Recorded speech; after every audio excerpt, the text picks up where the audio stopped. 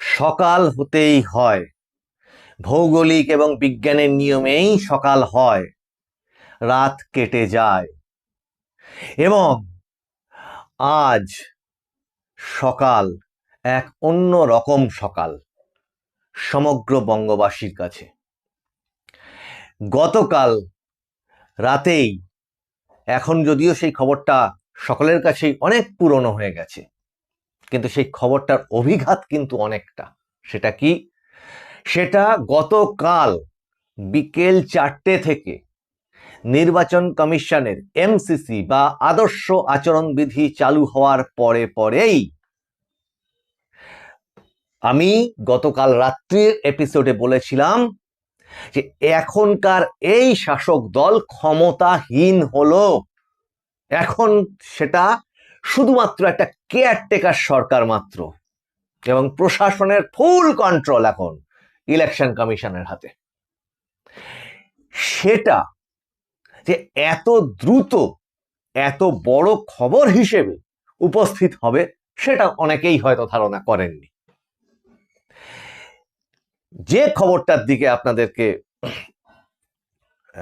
দেখাতে চাইছি সেটা সকলেই এতক্ষণে বুঝতে পেরেছেন যে মুখ্য সচিব নন্দিনী চক্রবর্তী এবং হোম সেক্রেটারি জগদীশ মিনা, এদের দুজনকেই নির্বাচন কমিশন সরিয়ে দিল। এটা একটা ভূমিকম্পের এপিসেন্টার বলা যেতে পারে। আমরা জানি ভূমিকম্প হলে তার একটা এপিসেন্টার থাকে, কেন্দ্র থাকে, আর সেই ভূমিকম্পের রেশ কিন্তু বহু দূর দূরান্ত পর্যন্ত ছড়িয়ে পড়ে, এবং তার ফলে ভূমিকম্পের কারণ এবং ফলাফল আমরা ক্লাস 9-10-এ পড়ে এসেছি। তার ফলাফল, এটা তো ভূমিকম্প কেন হয় তার একটা আলাদা কারণ আছে, আর ভূমিকম্পের ফলাফল কিন্তু প্রচুর ক্ষয়ক্ষতিও হয়। আর এক্ষেত্রে এই যে খবর, এই অন্ধকার রাত্রির শেষে যেন এক নতুন সকাল, নতুন আশার মানে একটা প্রাণ শক্তি যোগাচ্ছে পরিবর্তনকামী মুমূর্ষু বাঙালির হৃদয়। নমস্কার, মানুষের ভাষায় আপনাদের সকলকে স্বাগত। আমি প্রবীর রায়চৌধুরী আপনাদের সাথে। আচ্ছা, এর আগেও তো প্রচুর ইলেকশন হয়েছে। পশ্চিমবঙ্গের মানুষ শুধু হতাশাই পেয়েছে। 2011 সালের পর থেকে এই রাজ্যে কোনো ইলেকশনই হয়নি। এটা কে বলেছেন? বিরোধী দলের রাজ্য সভাপতি শ্রমিক ভট্টাচার্য মহাশয়, এবং ওনার মতো আরো প্রচুর মানুষ সেটাকেই বিশ্বাস করেন। তাহলে নির্বাচন কমিশনের এই যে স্টেপটা অভূতপূর্ব কেন? তার কারণ এর আগে দেখা যেত যে নির্বাচন কমিশন দায়িত্ব নিত, এমসিসিও চালু হতো, সবই হতো, কিন্তু হয়েও কিছু হতো না, আসল কাজের কাজটা হতো না। এক্ষেত্রে যেটা দেখা গেল যে যাকে বলে আমাদের শরীরের মূল অংশ কোনটা, যেটা মানে সব থেকে ইম্পর্টেন্ট অংশ আমাদের মাথা ধরে এবার টান মারলো নির্বাচন কমিশন, যদি এটা রূপক অর্থে বলা যায়। এবং যে দুজন নতুন আইএএস, জগদীশ নারিওয়ালা, এই দুষ্মন্ত নারিওয়ালা এবং সংঘমিত্রা ঘোষ, দুজন আইএএস, একজন 1993 একজন 1997 ব্যাচের, তাদেরকে এখানে দায়িত্ব দেওয়া হলো এবং বলা হলো আগের মুখ্য সচিব এবং স্বরাষ্ট্র সচিব এরা কোন রকম নির্বাচনের কাজে জড়িত থাকতে পারবে না।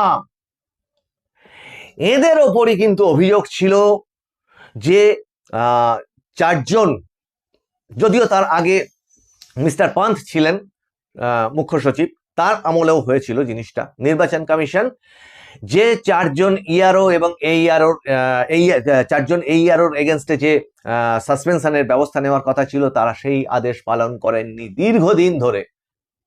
বসিরহাট 2 এর বিডিওর বিরুদ্ধে সাসপেনশনের কোনো বা এফআইআর এর কোনো ব্যবস্থা নেননি।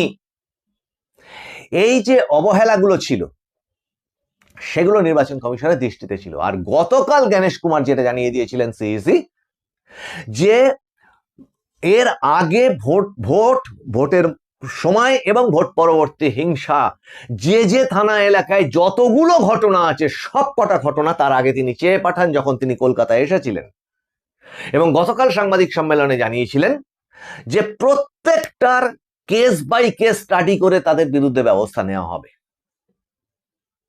এটা শুনে সকলেই ভেবেছিলেন দূর ও তো ওরকম বলেই থাকে, কিন্তু আজকে এই ঘটনা কিন্তু শুধু সামান্য একটা ট্রান্সফার ইলেকশন কমিশনের তা নয়, যে মেশিনারিজটাকে দিয়ে প্রত্যেকটি বিষয়ের কিন্তু বা প্রত্যেকটি ধরুন শাসক দল, কোনো একটি ক্লাব, অন্য কোনো একটি প্রতিষ্ঠান, তার নির্দিষ্ট একটা নেটওয়ার্ক থাকে, নির্দিষ্ট একটা পরিচালন শক্তি থাকে, সেটা দিয়েই সে তার যত রকম উদ্দেশ্যমূলক কাজগুলো থাকে সেগুলোকে সে পূরণ করে। এবং আজকে নির্বাচন কমিশনের এই পদক্ষেপ সেই পুরো নেটওয়ার্কটার মাথাটাকে উড়িয়ে দিল। তার পরবর্তীতে যে অভিঘাতটার কথা বলতে চাইছি, সে অভিঘাতটা কি? সে অভিঘাতটা হচ্ছে যে যদি দেখা যায়, কারণ প্রশাসন চলে চেন অফ কমান্ডে, মানে একদম ওপরতলা থেকে নির্দেশ পর পর পর পর নিচে নেমে একদম থানার কনস্টেবল পর্যন্ত বা একদম নিম্ন স্তরের অধস্তন কর্মচারী পর্যন্ত সেই নির্দেশটাকেই কিন্তু আস্তে আস্তে আস্তে আস্তে সবাই ফলো করে এবং সেটা গিয়ে ইমপ্লিমেন্টেড হয় পরিষেবার ক্ষেত্রে। এবার যদি দেখা যায় যে সবচেয়ে বড় যে তাকে, তার এই অপরাধ ছাড় পেল না, শাস্তি হলো, তাহলে সেই কাঁপুনি কিন্তু ওই যে বললাম ভূমিকম্পের এপিসেন্টার এবং তারপরে কম্পন তরঙ্গটা যেভাবে প্রবাহিত হয়, সেটা এবার প্রশাসনের রন্ধে রন্ধে ঢুকিয়ে দিল নির্বাচন কমিশন, যে ভোটটা হবে আইন এবং সংবিধান মেনে, পশ্চিম বাংলাদেশের আইন মেনে নয়, ভারতবর্ষের সংবিধান এবং আইন মেনে। কোন একটি নির্দিষ্ট দলের কোন একটি নির্দিষ্ট নেতা, নির্দিষ্ট নেত্রীর খেয়াল খুশি মতো তৈরি করে দেওয়া আইন মতে নয়, ভারতবর্ষের সংবিধান এবং আইন মতে ইলেকশন হবে, প্রতিটি মানুষ বুথে যাবে, তার গণতান্ত্রিক অধিকার প্রয়োগ করবে।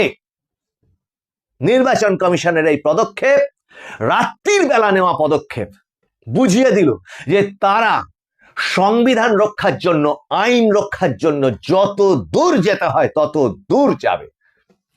এইটা আশা জাগিয়েছে, সমস্ত হতাশ হৃদয়কে সঞ্জীবিত করেছে। এটা একটা যেন মৃত সঞ্জীবনী সুধার মতো কাজ করলো।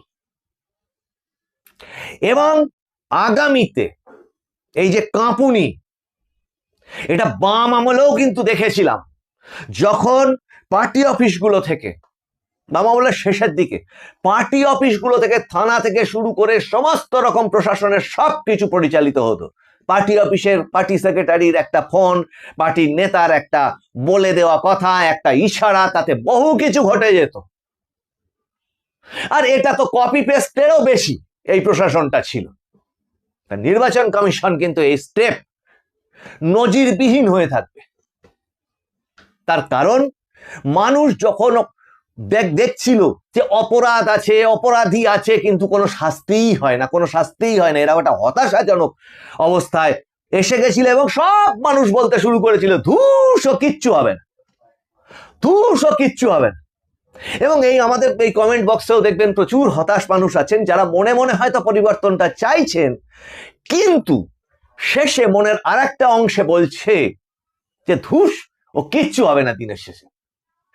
প্রথম কথা তো গত এপিসোডগুলোতে আমরা বাংলার প্রথম সংবাদ মাধ্যম যখন কিনা ভোট ঘোষণা হচ্ছে, সমস্ত চ্যানেল যখন ভোটের দিনক্ষণ, কখন কি হবে, কখন কি হবে, কোথায় কি হবে, এই নিয়ে ব্যস্ত। আপনাদের কাছে একটা অনুরোধ, মানুষের ভাষার এই ভূমিকাটুকুকে আপনারা অন্তত মনে রাখবেন যে আমরা একমাত্র চ্যানেল, আমরা ভুলও হতে পারি আগামীতে। আমাদের এই যে থিওরিটা বা আমাদের অনুমানটা, যে আমরা প্রথম বলেছিলাম গতকাল যে এই যে 23 এবং 29-এর ডেট, এই 23 এবং 29-এর ডেট মেনে ইলেকশন আদৌ হতে পারবে কিনা, কেন হতে পারাটা সমস্যার, এবং কেন রাজ্য ইলেকশন নিশ্চিতভাবে বা প্রায় অবশ্যম্ভাবীভাবে রাষ্ট্রপতি শাসন জারির দিকে চলে যেতে পারে, এবং পুরো জিনিসটা যে আর নির্বাচন কমিশনের হাতে নেই, এসআইআর এর এই যে অ্যাডজুডিকেশন প্রসেস, সেটা যে সম্পূর্ণটাই সুপ্রিম কোর্টের হাতে, সেটাও বলেছিলাম। এবং সুপ্রিম কোর্টের সমস্ত অতীত যে উদাহরণগুলো আছে সেগুলো পড়ে পড়ে আপনাদের সামনে শুনেছিলাম, এবং আইনের ধারাগুলো পড়ে পড়ে আপনাদের শুনিয়েছিলাম যে সুপ্রিম কোর্ট কি করতে পারে। সেটা শুধু না, সেটা সুপ্রিম কোর্ট বুঝবে, কিন্তু অতীতে এই ধরনের যখন পরিস্থিতি হয়েছে তখন কি হয়েছে। কিন্তু এই ধরনের পরিস্থিতি ভূভারতে আজকে ইতিহাসে হয়ই। অন্যান্য ঘটনায় ইলেকশন কমিশনের দেওয়া ডেট সুপ্রিম কোর্ট বহুবার পরিবর্তন করেছে জরুরি জরুরি কারণে, কখনো প্রাকৃতিক বিপর্যয়, কখনো রাজীব গান্ধী হত্যাকাণ্ডের সময়, কখনো চণ্ডীগড়ের মিউনিসিপাল ইলেকশনের সময়,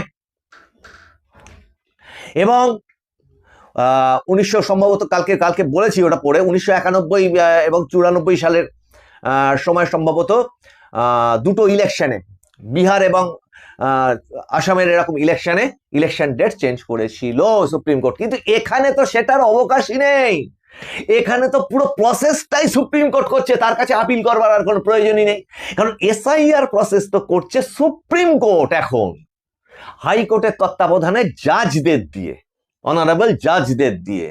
তাহলে দেরি যদি হয় তার দায় তো সুপ্রিম কোর্টের, আর দেরি যদি সত্যিই হয় তার দায় তো নির্বাচন কমিশনের নয়। নির্বাচন কমিশন তার কাজটা করে দিয়েছে, ডেট ঘোষণা করে দিয়েছে, যেটায় সুপ্রিম কোর্ট কোনো বাধা দেয়নি, কোনো বাধা ছিল না। কিন্তু যদি এটাকে পেছাতে হয়, এবং পিছতে হলে অবশ্যম্ভাবী রাষ্ট্রপতি শাসন, এ নিয়ে কোনো ভুল নেই, তাহলে সেটাও করতে হবে সুপ্রিম কোর্টকে। তার কারণ সাপ্লিমেন্টারি লিস্ট যদি 6 এপ্রিলের মধ্যে না বেরোয়, সুপ্রিম কোর্টের রায় মতো 6 এপ্রিলের মধ্যে যদি না বেরোয়, তাহলে যারা বৈধ ভোটার হিসেবে প্রার্থী হতে চান তারা প্রার্থী হতে পারবেন না।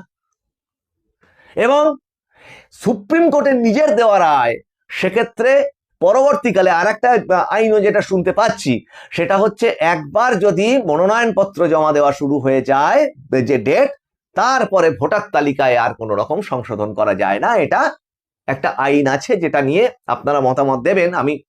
এটা আমি সূত্র মারফত শুনেছি, আমি তো আইনজীবী নই, পড়ে এবং আইনজীবীদের সঙ্গে কথা বলে আপনাদের সামনে তথ্যগুলো তুলে ধরে। তাহলে সামগ্রিক পরিস্থিতি কি দাঁড়ালো? সামগ্রিক পরিস্থিতি দাঁড়ালো যে এবার উনি প্রাক্তন বলা যায় কি, আর একটু অপেক্ষা করতে হবে আক্ষরিক অর্থে প্রাক্তন বলবার জন্যে, কিন্তু প্রাক্তন হওয়ার প্রসেস সম্পূর্ণভাবে শুরু হয়ে গেছে। কিন্তু মাথায় রাখুন, জ্ঞানেশ কুমার কিন্তু গিয়ে বুথে গিয়ে ভোট দিয়ে আসবেন না আপনার হয়ে, ভোটটা আপনাকে সাহস করে গিয়ে দিতে হবে। এবং পরিস্থিতি যেভাবে দাঁড়াচ্ছে চতুর্দিকে, এর থেকে প্রচুর বিরূপ পরিস্থিতিতে যদি ঘর থেকে বেরিয়ে মানুষ ভোটদান করতে পারে, বিরোধী দলগুলিকে, যার ফলবশত দাঁড়িয়েছিল শাসকের সঙ্গে বিরোধী দলের ভোটের ডিফারেন্স দাঁড়িয়েছিল 40-42 লক্ষের মতো, যেটা ভোট ডিফারেন্স যদি হয় সংখ্যার বিচারে তাহলে হচ্ছে এটা 6%, 6.something%।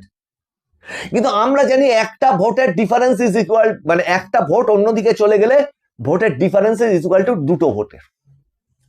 তাহলে অ্যাকচুয়াল ডিফারেন্সটা ছিল 3.8 বা 3.7%-এর মতো ভোটের ডিফারেন্স। তার মানে বিপুল অংশের মানুষ কিন্তু বিরোধী দলগুলিকে ভোট দিয়েছিল। তাহলে তাই যদি দিয়ে থাকে ওই বিরূপ পরিস্থিতিতে, ওই হুমকির মধ্যে, ওই চরম সন্ত্রাসের মধ্যে, তাহলে এখন অন্তত তুলনা, যদি রাষ্ট্রপতি শাসন নাও হয়, যদি শিডিউল ডেটেই ভোট হয় ডিক্লেয়ার শিডিউল অনুযায়ী, তাহলেও তো অন্তত কিছুটা সুবিধাজনক অবস্থাতে মানুষ ভোট দিতে যেতে পারবে বলে আশা করা যায়। সেন্ট্রাল ফোর্স নিয়েও আশা করি এরপরে নির্বাচন কমিশন যখন ফুল কন্ট্রোল এবার প্রশাসনে নিয়ে নিয়েছে, যেখানে চিফ সেক্রেটারি হোম সেক্রেটারিকে এই মুহূর্তে সরিয়ে দেওয়া হলো রাত্রির বেলা, সেখানে কিন্তু লিস্ট আরো লম্বা। কোন থানায় কোন আধিকারিক, কোন দপ্তরের কোন আধিকারিক, কোন কর্মচারী আর কোন রকম নিশ্চিন্তে থাকার কোন রকম কারণ নেই। আইনটা, সংবিধানটা মানতে হবে, তবে সে নিশ্চিন্ত থাকবে। নিশ্চিন্ত থাকা তার অধিকার, কিন্তু সংবিধানটা মেনে, জনগণের সঙ্গে জনগণকে ক্ষতি করে নয়। কাজে লিস্ট আরো বাড়তে পারে এবং অলরেডি লিস্ট বাড়তে পারে। তার কারণ কি, নির্বাচন কমিশনার আগের দিন জানিয়েই দিয়েছেন যে একদম যে রিপোর্টটা এসেছে তার কেস বাই কেস স্টাডি করে সব কটাকে শাস্তি দেওয়া হবে। এবং আরো একটা বড় ইম্পর্টেন্ট ঘটনা আছে, সেটা কি, কলকাতায় নির্বাচন কমিশনার কিন্তু বলে গেছিলেন যে ভোট মিটে গেলেও শান্তিতে থাকার কোনো কারণ নেই। যেটা শাসক দল হুমকি দিত না, যে ভোটের আগেও আমি আছি, ভোটের পরেও আমি আছি, মাঝখানে তো নির্বাচন কমিশন। এটা মাথায় রাখবেন। এই মাথায় রাখবেন কথাটা বলাটা একজনের মুদ্রা দোষ। শুরু করে স্টেজের ওপর নাচতে নাচতে শুরু করে কি উৎকট, কি বিরক্তিকর। মানুষ বিরক্ত হয়ে উঠেছে এই সমস্ত কারণে। তেমনি মাথায় রাখবেন আঙুল দেখিয়ে দেখিয়ে, ইয়েস, পশ্চিমবঙ্গের জনগণ এবার সব কিছু মাথায় রাখবে। কার্যকর মাথায় রাখবে। চাল কেলেঙ্কারি, কয়লা কেলেঙ্কারি, বালি কেলেঙ্কারি, শিক্ষকদের রাস্তায় গড়াগড়ি খাওয়া, শিক্ষক নিয়োগে দুর্নীতি, ডিএ নিয়ে কেলেঙ্কারি, মানে এই যে টালবাহানা, কোটি কোটি টাকা অপরাধীদের বাঁচানোর জন্য সুপ্রিম কোর্ট, হাইকোর্টে খরচা করা রাজকোষ থেকে, এবং অভয়া, এই সব মাথায় রাখবে পশ্চিমবঙ্গের মানুষ এবার। আপনি বলেন না স্টেজ থেকে, মাথায় রাখবেন আগেও আমি, পরেও আমি। মাথায় রাখবেন, প্রত্যেকটা জিনিসে মাথায় রাখবেন। কি বিরক্তিকর লাগে এক কথা বারবার বারবার বারবার করে বলে যায়। ইয়েস, এবার আমরা প্রত্যেকটা পশ্চিমবঙ্গের প্রতিটি মানুষ এবার মাথায় রাখবে, সমস্ত কিছু এবার মাথায় রাখবে। আর কোর্ট কি রায় দেবে ছেড়ে দিন, জনগণ, বারবার বলি, প্রত্যেকটা এপিসোডে বলি, জনগণ একদিন রায় দেবে। এবার 5 বছরের না, 15 বছরের রায় একদিন দেবে। ভোটের দিন ইভিএম মেশিনে জনগণ রায় দেবে বিচার করে এবার। আর ওই যে বললাম, জ্ঞানেশ কুমার বুথে গিয়ে ভোট দিয়ে আসবে না, ভোট দিতে বেরোতে হবে মানুষকে, সেটুকু কাজ তাকে করতে হবে। আর এই সমস্ত ঘটনায় আর একটা জিনিস হচ্ছে কি জানেন, যারা এই দাপিয়ে বেড়ায় আপনার এলাকায় চতুর্দিকে, হ্যাঁ, অশিক্ষা, অস্ত্র আর অর্থ, এই তিনটে নিয়ে যারা ভেবেছিল পৃথিবী জয় করে ফেলেছি, আজকের এই ঘটনা, এমনিতেই বলছিলাম যে মনোবল বলে আর কিছু নেই। একের পর এক এসআইআর মামলাতে হার, একের পর এক শাসক দলের কোণঠাসা হয়ে পড়া, সামনে অপেক্ষা করছে আইপ্যাক মামলা 18 তারিখ। কর্মীদের মনোবল বলে, শাসক দলের কর্মীদের মনোবল বলে আর কিছু অবশিষ্ট নেই। অবাক হবেন না, টুক করে এবার সুরসুর করে এবার বিরোধী দলের দিকে এবার টপাটপ লাভ দিতে যদি শুরু করে, একদম অবাক হবেন না। মানে এটা একদম নিচু লেভেলের কথা বলছি, উঁচু লেভেলেও থাকতে পারে, জানা নেই। এই লাভ দেওয়া দিয়ে শুরু হবে। কারণ কি, জাহাজ যখন ডোবে ইঁদুর তখন লাফায়। প্রথম জাহাজ যখন ডুবতে থাকে, জাহাজের ইঁদুররা প্রথম লাভ দেয়। সেই লাফালাফি এবার দেখা যাবে। কারণ এই কর্মীরাও বুঝেছে যে মৌরিশিটি পট্টা, যে অত্যাচার, যে লুট, জমি থেকে শুরু করে মানুষের মুখের চাল, খাওয়ার অন্নের চাল, সমস্ত লুট করেছে যারা। প্রতিটি জিনিসে যেখানে মানুষকে তোলা ছাড়া আর কাটমানি ছাড়া, মানে সেটা একটা সিস্টেম হয়ে গেছিল। এবং একজন ভেবে নিয়েছিলেন যে এটা হচ্ছে তার রাজ্য না, ভারতের রাজ্য না, এটা তার দেশ, পশ্চিম বাংলাদেশ, যেখানে ভারতের রাষ্ট্রপতিকেও অপমান করে দেওয়া যায়, দিয়ে বোঝানো যায় আমি কাউকে মানি না। এবার জনগণ বলবে আপনাকেই মানি না, আপনি প্রাক্তন হয়ে গেছেন গতকাল বিকেল 4টে থেকে। বাকিটা এটা এটা কাল্পনিকভাবে, আর বাকিটা করার দায়িত্ব জনগণের। সেটা হবে 7ই মে। এখনো পর্যন্ত যদি না ভোট পেছায়, আমরা অপেক্ষায় থাকলাম। আপনারা সকলে নজর রাখুন মানুষের ভাষার পর্দায়। এপিসোডটা একটু লম্বা হয়ে গেল। সবাই সাবস্ক্রাইব করুন, লাইক করুন, শেয়ার করুন, কমেন্ট করুন, সুচিন্তিত কমেন্ট করুন। আপনাদের সঙ্গে আবার দেখা হচ্ছে সামনের এপিসোডে অনেক ইন্টারেস্টিং বিষয় নিয়ে। এবং দেখছেন আমরা চেষ্টা করছি সমস্ত খবর আপনাদের সামনে তুলে আনতে। নমস্কার।